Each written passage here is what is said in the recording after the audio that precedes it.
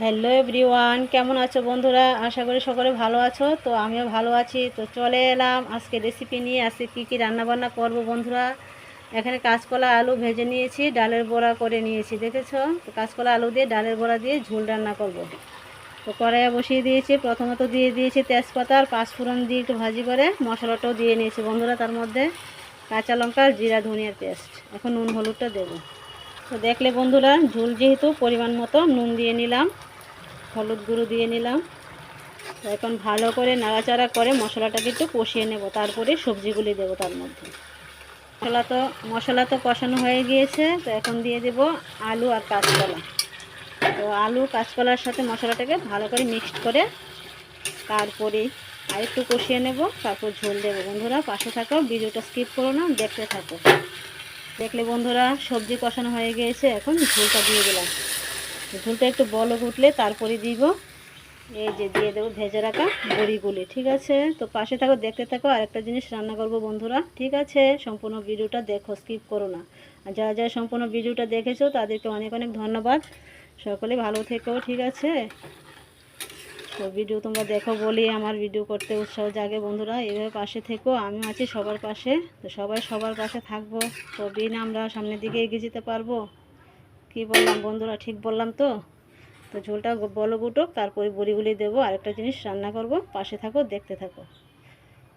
তো দেখলে বন্ধুরা, ডালের বড়িগুলিও দিয়ে দিলাম, বলক উঠে গেছে। আর এখন দিয়ে দেবো এই যে গুঁড়ো মশলা, প্যাকেটের গুঁড়ো মশলা। তোমরা চাইলে এলাচি দারচিনি বেটেও দিতে পারো।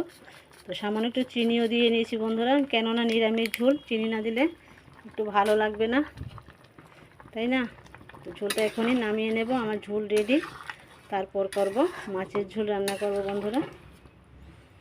এখন বসিয়ে দিলাম তেল দিয়ে, পেঁয়াজ ফোড়ন দিয়ে নিয়েছি, কাঁচা লঙ্কাটাও দিয়ে নিয়েছি। এই যে পুকুর থেকে ধরেছিল বন্ধুরা ছোট মাছ, পিসগুলিও ছোট, পুকুরের মাছ।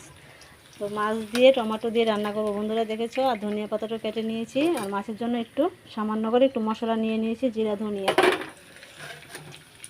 নুন দিয়ে নিলাম, হলুদ গুঁড়ো। এখন দিয়ে দিলাম জিরা ধনিয়া গুঁড়ো মশলাটা, একটু জল দিয়ে গুঁড়ে দিয়েছি। তো এখন ভালো করে সব কিছু কষিয়ে নেব, তারপরে ঝোল দিয়ে মাছটাকে দিয়ে ধনিয়া পাতা দিয়ে নামিয়ে নেব। তো আরেকটু বন্ধুরা পাশে থাকো, দেখতে থাকো।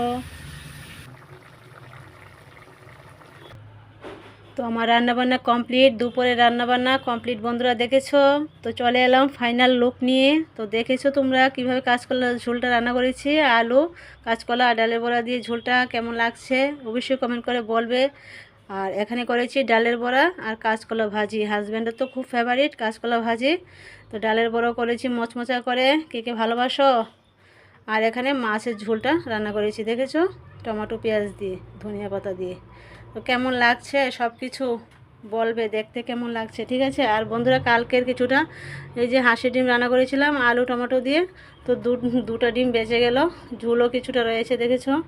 তো এটা কালকের তরকারি বন্ধুরা, হাঁসের ডিমের ঝোল। তো এই হলো আজকের রেসিপি, আজকের মেনু। তো ভিডিওটা ভালো লাগলে অবশ্যই লাইক কমেন্ট শেয়ার করে আমার পাশে থেকো। আর রেসিপিগুলো কেমন হলো, ঠিক আছে, অবশ্যই কমেন্ট করে বলো বন্ধুরা। তো রাখছি, সকলে ভালো থেকো, সুস্থ থেকো। দেখা হচ্ছে নেক্সট কোনো ভিডিওতে। বাই।